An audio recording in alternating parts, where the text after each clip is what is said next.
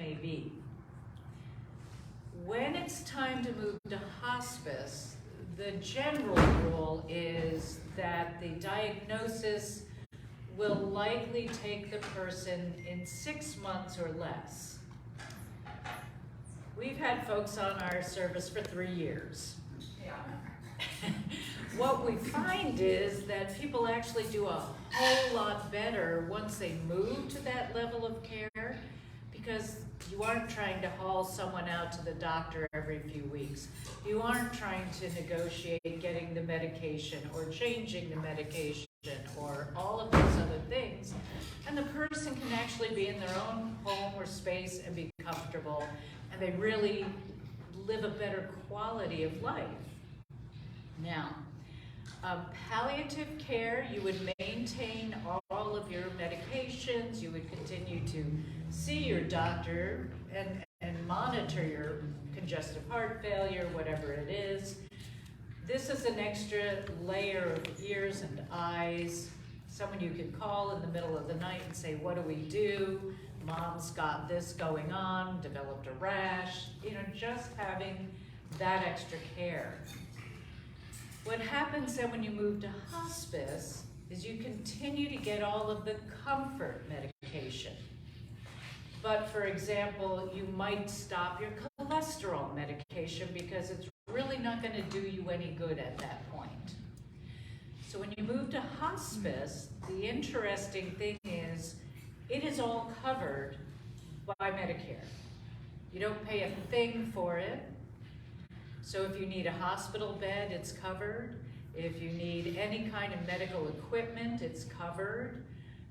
The nurse comes in to see you 1 to 2 times a week to make sure if you have a wound that is being attended to, monitors your medications, and then meets every week with a doctor who goes through all of the patients and what's going on and what do they need. Again, something happens in the middle of the night, you've got somebody who will come and see you. Yeah, I see a hand back there. And you're home during this time? So, palliative and hospice will see you in your home, in a nursing home, in a board and care, in a senior living facility, and the only time we would do hospice in a hospital is if there are symptoms that are so out of control that the person literally could not go home safely. So yes, we go wherever you are, wherever you choose to be. Yeah? Yeah, you mentioned palliative's not covered. I know that I'm a veteran, it's covered by the VA, but not by Medicare? Not by Medicare yet.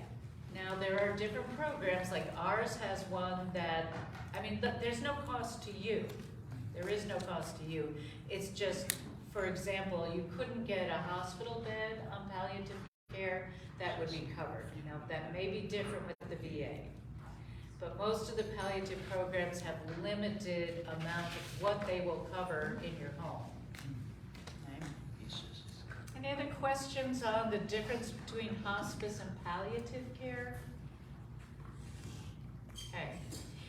I know there's a lot of fear around the idea of hospice, but just sitting at the tables, I know a lot of people have had good experiences, and I'm really happy to hear that because we still have folks who are very resistant. They assume that means once you're on there, you're going to die in 3 days. And that, of course, shouldn't be the case. You should get all the comfort care you want as long as you need it. Yeah.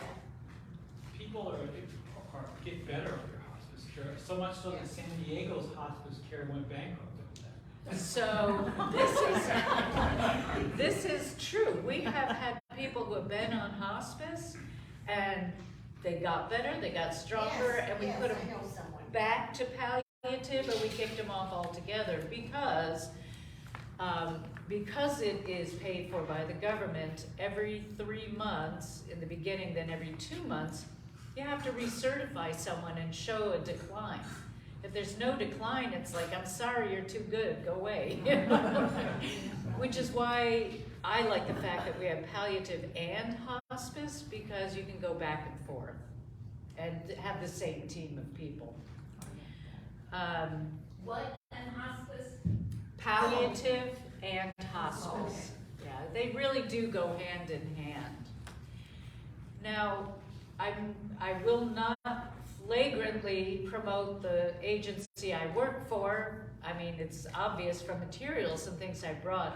But the one thing I will say, and I have said to everybody who's ever asked, if you are able to choose the hospice agency you want, and sometimes you have a doctor who runs their own and they want you on their own, there's reasons why you may not get a say.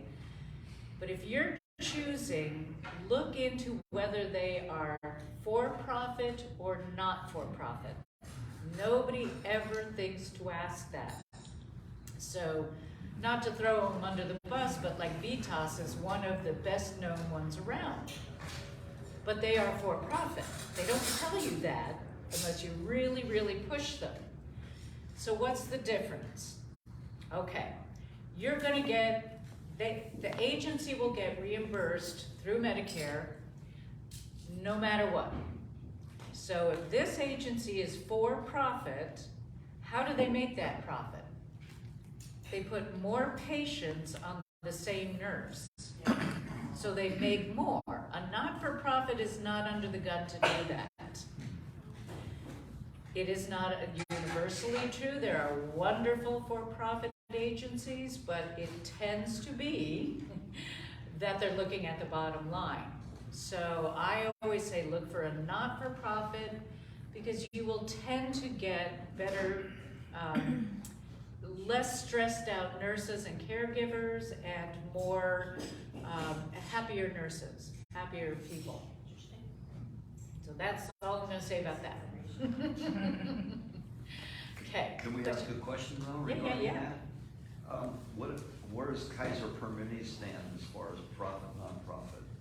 I believe they are for profit because the whole institution is for profit, but I am not 100% sure about that. You would really have to ask them. So if I have that insurance, but I'm also a veteran? You'll get the best care ever because you'll have a choice. Yeah, Because veterans, it's not for profit for sure, right? for sure. Exactly. Okay. So I wanted to quickly touch on, and then I'm going to get into advanced directives because that's the most important thing I can ever tell anybody, anywhere, forever. But, yes ma'am? Now, when a person feels they either need palliative, how does you find that? Is it just through your doctor, you actually merge into it? Or? Yeah. You can ask your doctor and say, do you know of or are you able to help me find a palliative program? Okay. You can actually look them up and call them yourself, and they will contact your doctor and say, person so-and-so, are they appropriate? But you will need to get an order from a doctor. Okay, thanks. Yeah, for hospice as well. All right, so I know some of you have had lots of experience with other folks in your life that you've needed placement for. And I just want to quickly touch on the different kinds of placement for folks in more need of help. Okay, have you touched on this at all? Okay. Because there's so many options right now, and you should be thinking forward in your own life as well as the people around you's lives. So you're going to need help at some point. Welcome to our bodies. We're just going to need help. If you're lucky enough to be able to stay in your home and find a caregiver or someone who can come into the home to help you, fantastic.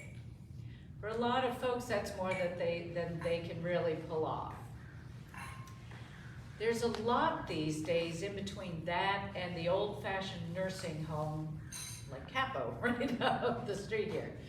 So undoubtedly you've seen all of these different senior living facilities around, everything from 55 and over apartments to things like a tria or the villas. Have any of you looked into or are in any of those places? All right, let me tell you about them. They are wonderful in the sense of if you don't want to or like being alone in your home, there are people around, you can get your own apartment, you can go down to meals, you can have meals sent up, and it's wonderful while you're still active and involved and doing your own life. The dilemma becomes when you need extra help. If you ever choose to look into these places, make sure you ask, what are the extra costs if I need to have food sent up? Or if I need someone to help me because I broke my ankle and can't get down to the dining room. Or even more so, I need help monitoring my insulin, or I need help with whatever medical issue, because almost always they charge a whole lot of money for that extra layer of medical assistance. If you actually need full-time assistance in your room, let's say you had a stroke and you need someone to help bathe you or clothe you or whatever, they often will make you use one of their people, which means you pay at their rate, because they don't want to have to go through and figure out who's in and out of the facility. And that is a set fee also. And so there's all kinds of additional costs to these assisted living facilities, but they're beautiful. They're wonderful. Another level of care, do y'all know what a board and care is? Okay, good. We've got some marvelous ones all over town. And that's where 5 or 6 or so people live together in an actual house. And these houses have been taken over and modified for people, usually, with physical difficulties. They live together. They have 24-hour caregivers living in the house who help with all of the needs, whatever those needs are, from cooking meals to arranging for transportation if you need it, to helping with the bathing and thus and so. It tends to be for folks who are a little further along, who really need continual care. And so when I had a friend who was looking for one, her mother needed the physical help, but mentally she was really with it. So I reminded her, make sure you talk to some of the residents, make sure there's somebody for her to talk to, or she is not gonna be happy, a very social person. And that's kind of hit and miss which ones are which. You always wanna look into folks who have been there and check on them, because some are great and some are really not. But it's a wonderful option that wasn't around about 25, 30 years ago for someone who really needs that extra layer of care, especially with folks who have Alzheimer's or dementia, who may wander off, things like that. They're really set up for good care. And then there is the traditional nursing home where someone, you've all been in Capo, right? You know what it is. Sometimes people are in and out temporarily to rehab. Others are there because they need a final place to be and have 24-hour care. But that is, the most they can afford or their family can offer. So I just wanted to give you that continuum of care, because I'm gonna stop. Any questions about that? Okay. Because what I'm going to talk to you mostly about right now is advanced directives. How many of you have one? Almost everyone. I love it. Which one do you have? Do you have 5 wishes? Do you have a pulse? Do you have a will, a living will? Okay. All right. So if it's part of your will or your trust, it is wonderful, legal, and sufficient. These materials that I'm going to hand out now are a little bit different, okay? Because your wills may not have the same amount of information that's in here. So I don't know how many I have for if I have enough for everyone, but anybody here part of the memorial care system? Like that's who your main doctor is? All right, I'm gonna give you guys those. Memorial care? Well, I'll give you one anyway. You got memorial care also? All right. Okay, well, I'm gonna give you a different one. I don't have a Providence one, but which one? Just watch it. Either. Okay. Got it. Well, but in Medicare, which company did you choose? Like, who is your doctor with? Your main. But what, are they part of Mission Hospital? Yes, Like- Mission. Okay, then that'll work for that. Any others over here? Okay, do you have one over there? 5 wishes? Okay. How about over here? Your memorial? Okay. I'm going. All right, well, you guys can look at each other. I also have a blue shield and Okay, nice. Your mission, we'll give you that. All right. Thank you. Sure. Lucy, can I have 5 wishes? You may have a 5 wishes. Now, Yeah, I have a five. Can I ask you about the advance directive? Pardon? I remember signing my advance directive, it was like, take no, you know. okay, we're gonna go through all of that. Okay. So, I think the Russ. good thing about the 5 wishes is, Russ, which one did you need, Russ? which did you need? Memorial, well, okay, so the truth is, this one that comes out of Memorial Care, they just came out with, it's almost entirely the same information. They will want this because even though you probably have a living will, which is what we're used to saying, that is a legal document that may give generalized ideas, but most lawyers don't go into the kinds of things that these documents do. 5 wishes, you can go online and get it yourself. You know, it's nice to have a physical one to fill out, but you can order them and go online. So what these are is letting your family or person who loves you best know what you want and what you don't. And they walk you through it in great detail, the kinds of information you will want to share with them. So the very first part of all of these is to designate a DPOA. That is someone who is able to take care of all of your needs legally. It's the person you wish to that you choose to make decisions for you. Now there is a financial DPOA and there is a medical DPOA. And they could be the same person, but they aren't always. You might have one person in your family who is really good at the finances, but you know, they can't stand the sight of blood and would probably, you know, faint if they were asked, what does your sister want? You know, so you want to, when you make the decision, and that's always the very first page about who do you choose to be your power of attorney. That's what POA is, power of attorney. You want this because if you are in a car accident and you can't speak, somebody needs to know what your wishes are. Or if you have a stroke, you're in the hospital, and the doctor is saying, should we intubate? Somebody needs to know that you said yes or no to that. And this is where it all hits the road, okay?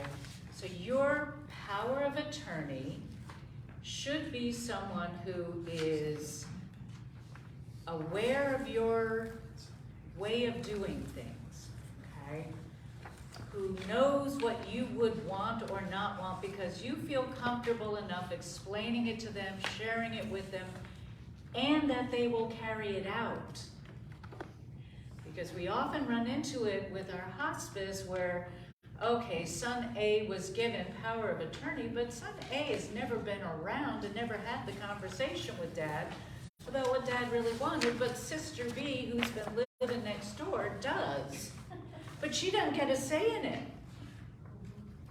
Another example, we're 3 sisters. My eldest sister is a nurse. She's a very good nurse. She's a very competent nurse. My parents decided that I should be the one to be the power of attorney for health reasons because they know I will do what they asked. Now my dad's since gone. My sister, who is the nurse, would probably try to keep my mom alive. If she could stuff her, she would. And so my mom said, no, this is what I want, and I know Lucy will carry it out, okay?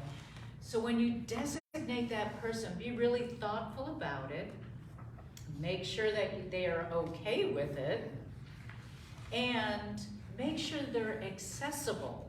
So a lot of times people will say, I would love for my sister to be my DPOA, but your sister lives in Texas. Okay, if that's all you have, we'll call on the phone, but it should probably be someone a little more accessible. So it could be a friend. It can be a friend. It can be anybody. It can be anybody you trust and designate. It can be a lawyer. It can be a kid. It can be you trust and designate. All there who is trying to insert and calling and making chaos and crazy stuff goes on, and we just go, this is what the person wanted. So please be very clear about who you put here. You have another question in the back? I think you've answered it. Okay. Go ahead. Once it's notarized, where can I safely leave it? Because it's not gonna be on my body when I have a stroke. We're gonna get there. We're gonna get there. First, we're gonna go through the papers, but we're gonna get there. Okay. So, I spend so much time on this because you have no idea how crucial this can be, especially in an emergency. Okay, so then you get into, I'm working off this because this is what I have, but I think it's the same in the 5 wishes, where you get to be very specific about with artificial life support, what kind you want, what kind you don't, at what point you might want it or not want it. So there are places. Do you ever want it? Pardon? Do you ever want it? Some people do. So artificial life support can mean anything from trying CPR to giving you pressors and fluids just to see if your body bounces back, to what these things will walk you through many options, including if the doctor thinks it would help, try it, and you can put an end date. If it hasn't turned around in 3 days, 1 week, 2 weeks, take it off. Or never do it. You know, the problem is, we watch TV, all those great medical shows, Dr. A has a heart attack on the ground and everybody runs around and does CPR, and by the end of the show he walks out good as new, right? Yeah. No. Fewer than 50% of people who receive CPR are ever back to their baseline. And along the way, depending on your age and stage of life, it can be very hurtful. Breaking ribs, collapsing lungs. It's not the beautiful thing everybody thinks it is unless you're a 20-year-old on the football field. And so you can choose, you know, don't even bother. Or try it once and then leave me alone. But certainly when you get to the level of care where it's, do you want machinery breathing and for you and feeding you, a lot of folks, faithful folks, tend to say, I don't want that. I know where I'm going. Please stop. Let me go in peace, right? But again, if it's my sister, she's like, yes, do everything for mom. And mom says, no, you don't. So make it clear in these various pages, and you can spend your time reading through, and there's explanations, what you would like and what you wouldn't like. There is also pages in there talking about things, and this is where this becomes more than your living will. What kind and quality of life do you want when you're nearing your end? Whether it's 3 weeks, 3 months, 3 years. Do you want to be kept in your own home at all costs, if that's possible? In some families, especially Asian families, it's looked on as very bad karma and luck to have someone pass away in the home, so they absolutely want mom or dad brought to the hospital for the final hours. Whatever culture, traditions, history, what makes end of life happy for you?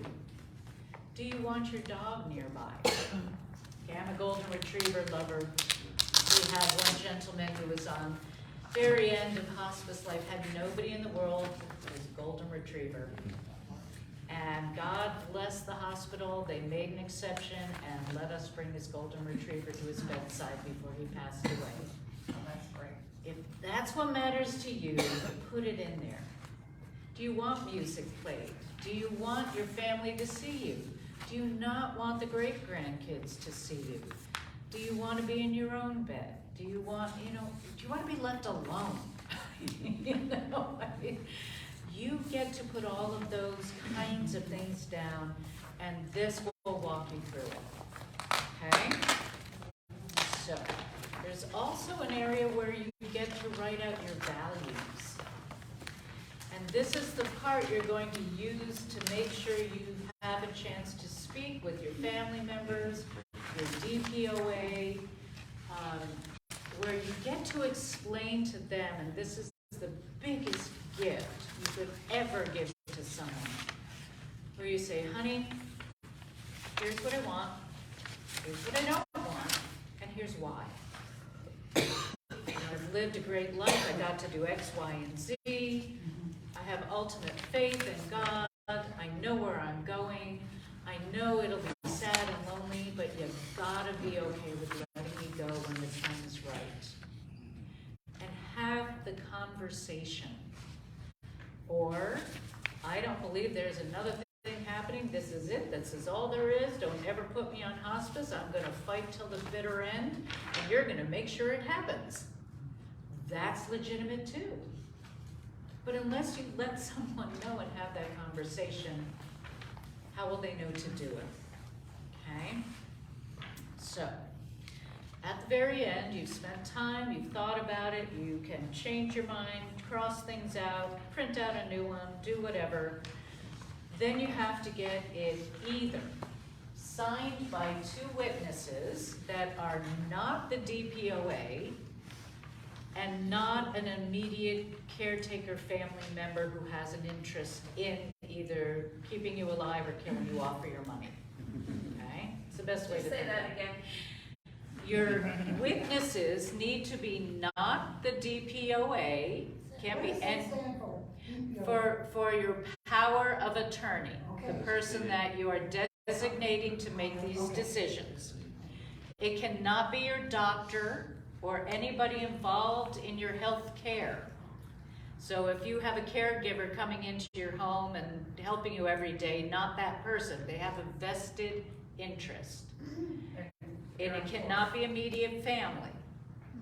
So you want to get a church friend, your pastor, Well, and look at this. You have all these people around you. Isn't that good? your favorite neighbor. Lots of choices. How do I know Pastor Julie's not out to get me? Well, that's true. Depends on how much you have in the will for the church, right?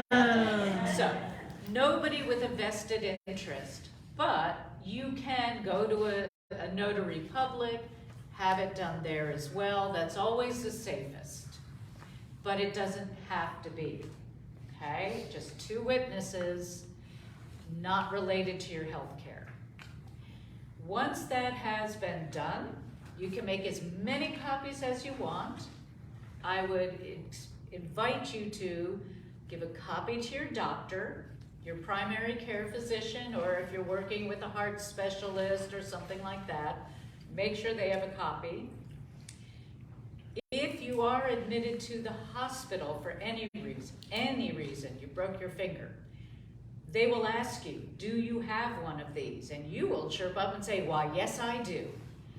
Bring a copy if you can, or have somebody bring it for you. They'll scan it and put it into whatever hospital system you're in. So should you ever show up in emergency, they've got it right there. And they can say, no, we already know what you want, you're fine. Scan it. Give copies to your DPOA, the person who's going to make these decisions for you, or all of the people you have listed. And if it's not a family member, give it to your family member who might question it, or who might wonder about it, okay? So let's say you do all that, you have it done, you have it down, everybody's good. 4 weeks later, you get a different diagnosis and you don't want that anymore. You can do two things. You can go back in and cross out something and get it re-notarized, or do a new one. Whichever one has the most recent date is the one that will be honored. But you have to send those all to the same people. You do. You do. If you change it, you have to let them know. But that's the nice thing about this is you can change your mind anytime you want. This is your life. No, it's your death. You get to do it however you choose. And that's the really good part about these things. It allows people to honor you at the end. Pastor Julie. At what point should you have a post? Okay, that was what the very A next post. thing. Have any of you seen or done these? Okay, a couple of folks. So, and you're welcome to take these too. This is at a point where you have some serious condition, okay? Let's say you have a serious heart condition, and there's a pretty good chance that somebody's gonna call 911 and the EMT folks are gonna fly in, and without this, they're going to do everything legally that they're supposed to do, including the crash carts, including the resuscitation, including pressors and putting things in your arm to revive you, okay? This is a shortened version that tells them these are the things I do and do not want. It's very similar to what you have there, but you have to be very careful. There's 3 sections and they have to agree.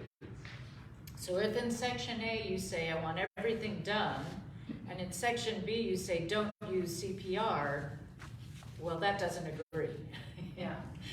It's a shorter version, but there are more limited options, but clearer options, including try CPR, but stop after X amount of time, right? Is there an age that you should have one? Because that's my concern, is that these, you will keep these on your refrigerator, Right. okay? Oh, And the that's ambulance and the people, the fire and the EMT ambulance and knows. EMTs know to look on your refrigerator. Right. They do? They can Yes, take them in. they know that, Absolutely. if they see that document, that's why it's that lovely shocking It color. is. In Hawaii, they're like really bright blue, they're like this tealy blue, but And we have them in different languages too, if English isn't your first language. But yes, you will fill this out. The thing I was going to say, and I will get back to that, is this one must be signed by your primary care physician or one of the main doctors you visit. So this has to go to them. It's front and back. They should check to make sure that it matches, that it's clear. So the EMTs are going in, wait, do not resuscitate, but do try CPR. That doesn't make sense, okay? And then once it's signed, this goes on your fridge. Right? You can put it in an envelope, you have to see the color. When somebody comes into your house under emergency, somebody will immediately go to the fridge and look for this. And will read it out loud and say, do this, don't do that. At what age? Well, if you're- that's my concern, is Yeah. that, yes, I understand that you do them when you have a serious medical condition. My wife has congestive heart failure, she's Right. only 50. Right. But she has congestive heart failure, if she fell and broke a hip, if she had another stroke. So this would be crucial for her to fill out now. Because anytime you're in a precarious health condition, You want people to do what you want. Because at 50, they will try everything. Exactly. They will do everything. Now, if she broke her hip, it has nothing to do with CPR. They're gonna fix her hip, Mhm. right? CPR is her choice. Right. So it isn't so much an age, but the main thing about this is it must be signed by your doctor, okay? And And stuck we're on your gonna fridge. get those, right? Pardon? You're gonna pass those? Yes, out? you are welcome to have these. Yeah. Yeah, and your doctor should have some too. Is there a name for that form? It's called a POLST, P-O-L-S-T. I know it stands for something. Here we go. Physician Orders for Life-Sustaining Treatment. And it is a legal document.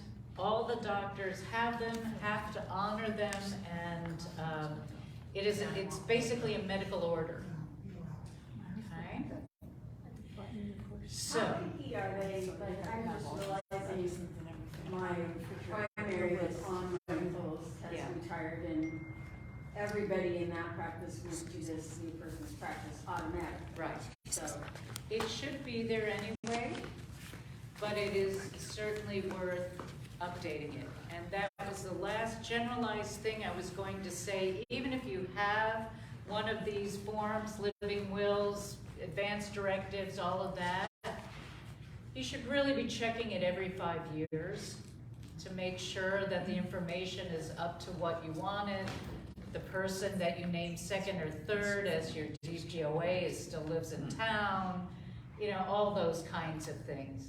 Yes? Okay, my refrigerator on the front won't hold anything. Yeah. You can put it on the side. A lot of refrigerators. Yeah, my mom's is on the side. Yeah, okay. It's kind of faded, but they'll still find it. Yeah. So they look on the side. I mean, They look at on you. the whole They're refrigerator. gonna look all over for it. Okay. And the thing is that even if you have an advanced healthcare directive, if something serious happens to you, that's going to be hard to find. Right. This is something that in the moment when, you know, help is arriving, Yeah. it's there. Quick, it gives them a hint, right? Good. Anything else? Anything I missed? Anything you wanna know? Why there's 5 wishes?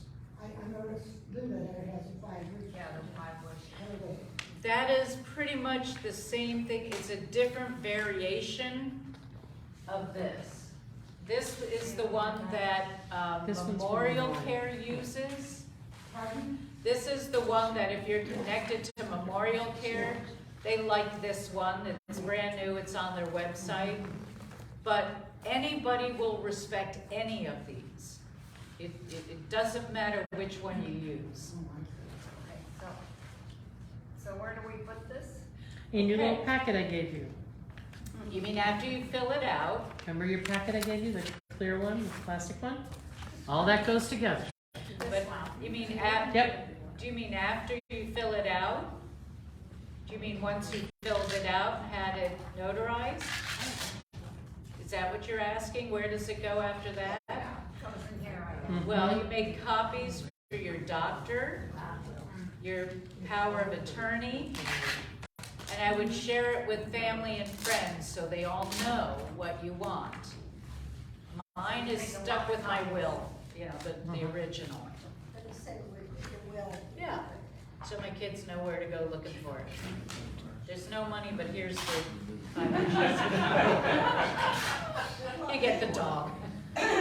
Thank you so much, Thank you for Counselor Lucy. Okay, back to the tables, guys. Okay, doctor.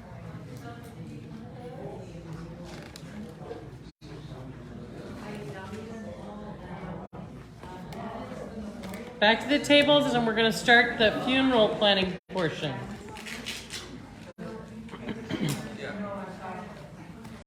Okay.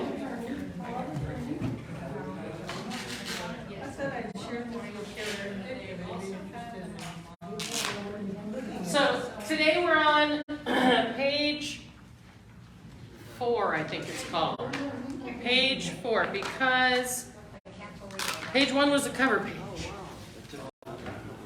Okay, page 1 was the cover page. So we're on page 4 today.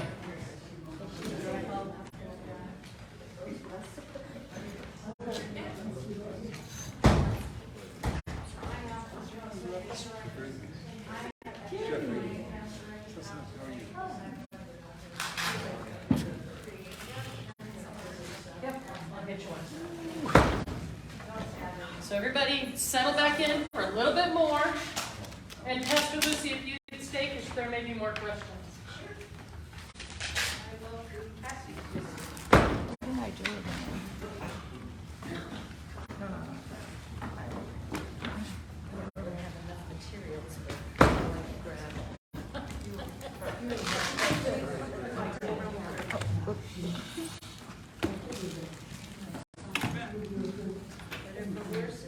All right.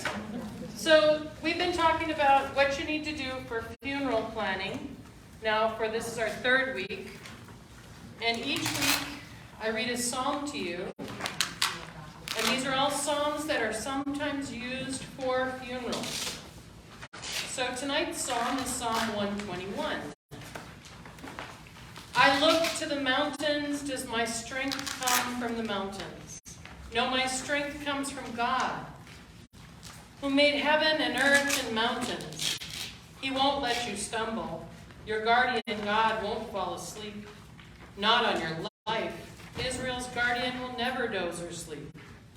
God's your guardian, right at your side to protect you, shielding you from sunstroke, sheltering you from moonstroke.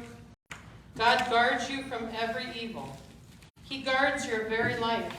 He guards you when you leave and when you return. He guards you now. He guards you always. So that's one that can be used. And you can tell by the way it sounds that it's about how good God is to us, right? All right.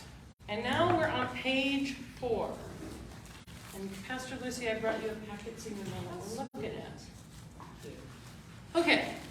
So if you missed the first 2 weeks, there was a lot of questions we answered and you have homework. So skip page 2 and page 3 and go right to page 4. So the first question on page 4 is, I want the eulogy to be done by. This is a tough question. Because you don't want to pick your daughter who cries at the drop of a hat. And you don't want to pick your son who can't say a word in public. Right? You don't want to pick somebody who is so shy that it's going to be painful for them to do that. Oftentimes it's good to pick a couple of people because there's strength in numbers. So you pick one of your children and then like their best friend who you helped raise or who was in your life a lot, so that they have someone to stand with them during that time. Okay? So write down, who do you think you want? Think through who would be good candidates. Sometimes it's a dear friend who's known you for a really long time. Does anybody need a pen? I can get some pens. Okay. The next question is, what do you want it to include? Some people want their whole life story in their eulogy. Some people don't want their whole life story in their eulogy. Yes, some people don't want their whole life story in their eulogy. Some people just want the good stuff. Some people want a variety of what their life was like. So you can add anything in there that you want to be in your eulogy. Okay? There may be stuff that you want in there that they don't know. But if you don't put it down and you don't tell them about it, it won't be in there. My father was in the Army, Air Force, and he was only in the Air Force for 5 years, and he lost his leg and he had a medical retirement. But when I talked to his buddies at his funeral, there was so much more I could have put in the eulogy if I'd only known. Right? But I didn't know. But you didn't know, would you have called them if you'd known who they were? Yeah, if he had put their names down, or if he had, said, talk to so-and-so, or, I want you to share that I was a helicopter repair person, or that I was in Vietnam. I didn't know he was in Vietnam until after he passed. Oh, Yeah. interesting. But he lost his leg before I was born. So that was a long time ago. The other thing is that you really want it to be your story. You want it to be your story. If you don't want it to be, she was born in Massachusetts and she lived on a farm. If you don't want that, you put that down. You say, I want it to just be a general story of my life. I don't want it to have too many details. I want it to have some details. It's your story, and how it gets told is up to you, unless you don't do so, which is right down. My achievements. My father was honor roll in college. He only got C's in high school. I heard about that all the time. But in college, he was on the honor roll. I didn't know that. So it's really important that you put down the stuff that you want people to hear and to remember and to know. My education. That one's a little simpler. Most of the time, you know what someone's education was. But my dad was a master rifleman. He had like all these certifications in riflery. Didn't know. It's important. Military service. Often it's very easy to know about that. But did you know you need your DD 214? It has to be with this stuff. We had to search. Oh my goodness. There were like 5 file cabinets at my mother's house. We were like, it's in one of them, it's in one of them. So your DD 214, if you have any military service, has to be with this stuff, because then that makes it so that your family can get the military death benefits. Okay? Honors and awards. You may think you know everything about everybody, but you don't. Right? You don't. And there may be something from your loved one's childhood or high school that they were extremely proud of. But if you don't tell them and they don't know, then it's not in there. Okay? Any more questions for Pastor Lucy?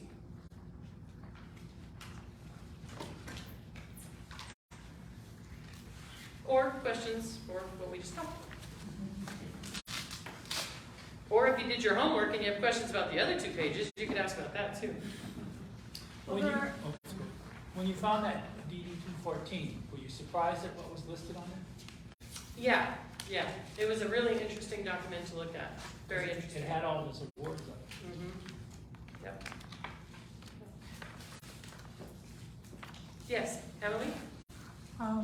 Would you back up just a little on the DD 214 or 14? What relevance would that have if, in my case, it was my husband? It depends on what he chose when he was in the service, because if he chose death benefits for you, then you get death benefits too. Yeah, you get... You can be buried in a military cemetery. Oh, okay. I see. Okay. And my dad was in the military at 18 and wasn't married to my mother, and he chose death benefits for her, and he chose retirement stuff for her before they were even married. Mm-hmm. Yeah, so it's really important. It's important that it be part of your stuff too.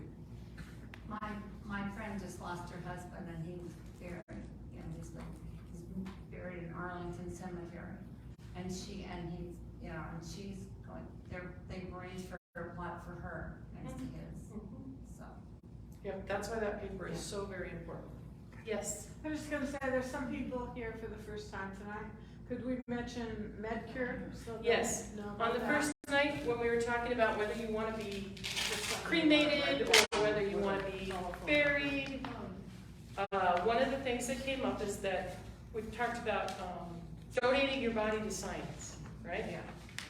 So there's a company, and I'm not endorsing them in any way, shape, or form, but there is a company called MedCure that will, you register with them, you can do it now, you can do it when you're on hospice.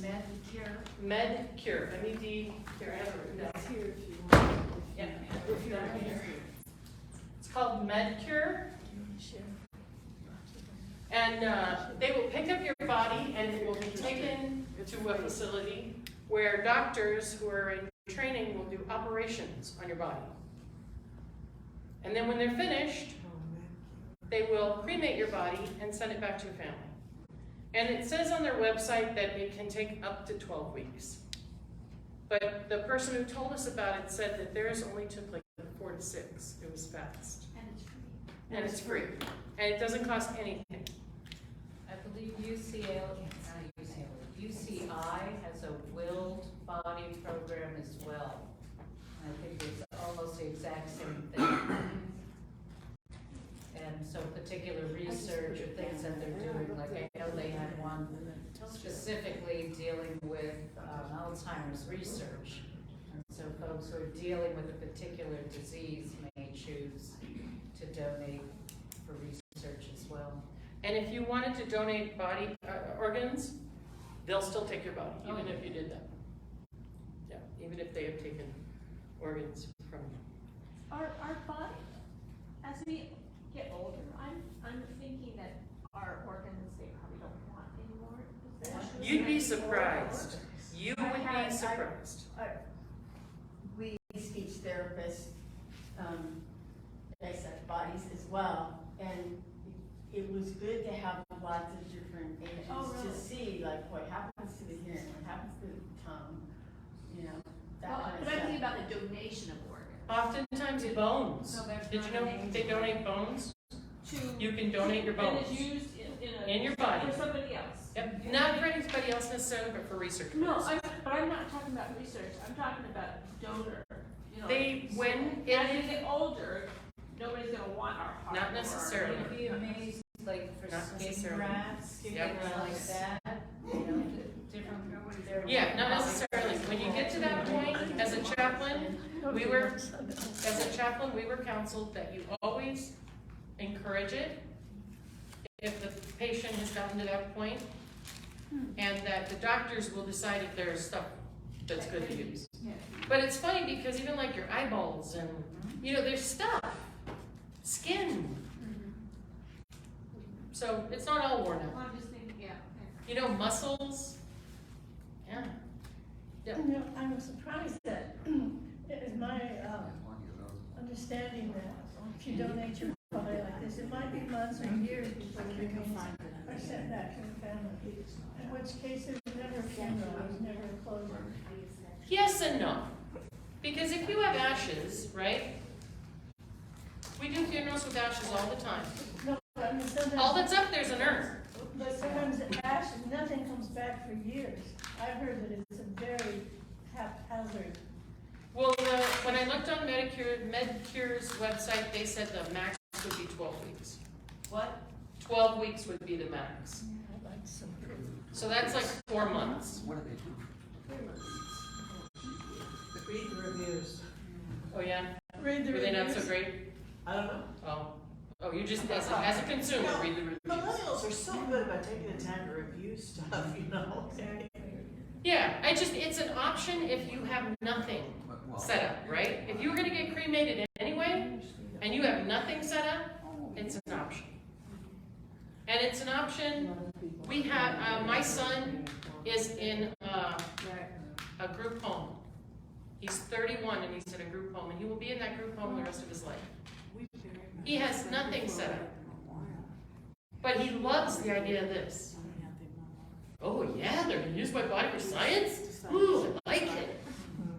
So it's a way for us to take care of him, even though he's on SSI and has really no income. A friend of mine's sister's on SSI, and same thing. You know, it's a way for her to take care of herself, even though she has no money to do it. So that's the only reason we brought it up, is because it's an option. This Medicare. Medicure. Yeah.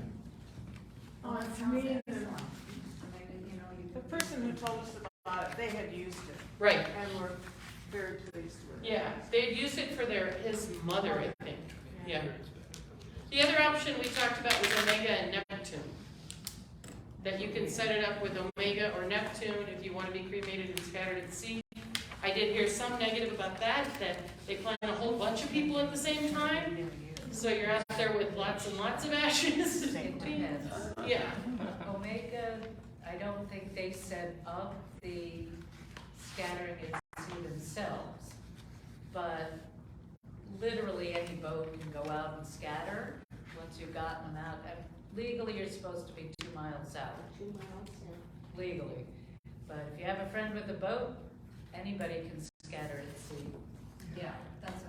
One of the other things I wanted to bring up is that if those of you that know Jojo from the beach, he went down, he's one of our homeless friends, and he went down and EMS picked him up, and by the time they got him to Mission, he was on life support with very little chance of survival. And they were keeping him alive, but they couldn't stop his life because they didn't have permission. He was not conscious and not responsive, and he has a sister, but they were estranged and she had a restraining order against him, so, you know, and it got down to where we had to try and say, you know, just call her and ask her if she's not willing to make the decision. Because if she's not, then the hospital can move forward. But as long as they don't know, they can't move forward until there's a timeline they have to follow. Thankfully, Jojo passed away on Friday on his own, and it didn't have to come to that. But that's the kind of thing, you know, we was in church a week ago Sunday. I would have never believed that that would be the last time I'd see him, or that something like that would happen to him. And that's why I asked about the polls, because bad things aren't going to happen when you're ready for them. That is the truth. You know, bad things aren't going to happen when you're ready for them. Nancy fell and broke her ankle in 2 places today. What happened to him? Who, to Jojo? Yeah, because he used to come to Beach Church. He was at Beach Church a week and a half, a week ago. He wasn't there on Sunday because he was in the hospital, but he was there. And what happened? We don't know. They just found him down. Oh. We don't know what happened. They legally can't tell us. Yeah, we don't know. They found him down in the park, and yeah. Any other questions? Thank you so much. Yes, Emily? Was he, I'm not sure of who he was. Was he the one with the little dog and a bicycle? That's Nick, not Nick. Okay. Jojo was the gruff one who didn't like to be touched. So if you go up to Jojo and touch him, he'd be like, don't touch me. Oh. If you came at him straight ahead, he would like take your hand, but he just really didn't like to be touched. He loved his Sunday morning coffee. Yes, he did. And he had coffee on the first Sunday this month. He's pretty ornery. Yeah, he could, but he was really loving too. Like a teddy bear too. Michelle brought him a sweatshirt, a Hoodies for Homies sweatshirt, and he wore that thing till it was almost not a sweatshirt anymore. Oh, that's great. And all of his shoes for the past 10 years were from Jerry's hand-me-downs. So he was always lovely to Jerry when he'd walk by. Mm-hmm. Yeah. And he was very helpful to me one night when my daughter came in on the train. And the train was late, and I was standing there when he says, "Are you waiting for the train?" I said, "Yeah." And he goes, "It'll be here, don't worry." And then when she got off the train, I didn't see her right away, and he says, "Is that her?" And I go, "Yeah, it is. Thank you so much." So then the next time I saw him at Beach Church, I said, "Thanks so much for helping me with my daughter." And he said something like, "You better not tell anybody you know me." Exactly. That's how Jojo was. I'm telling everybody. He could be really nice, but he didn't want anybody to know. That's right. He didn't want anybody to know it. And all of the people down at North Beach are grieving. He cultivated his gruff demeanor. Yep, he did. As a protection. Yeah, he did. And I think that the not wanting to be touched came from being shaken awake while being homeless. And, they don't give them any kind of consideration. They just shake them and make them wake up and tell them they shouldn't be there. Yeah. Jerry? There's a little memorial for him down at the lawn to I have a picture of it on my phone. the swimming pool. Oh, okay. Where he used to hang out. But there's a little there's a memorial there. The homeless people started it, yeah. This started. It's very nice. 50? I don't even know if he was 50, maybe 45. Maybe 45. So our church is going to do a memorial for him at the September bonfire. And there's some people in the community that are wanting to do a project to paint rocks that have JoJo on the rocks Oh, cool. to raise awareness that this is what happens to our homeless people. You They die. were in charge of your mother's funeral, right? Yeah. Any other questions?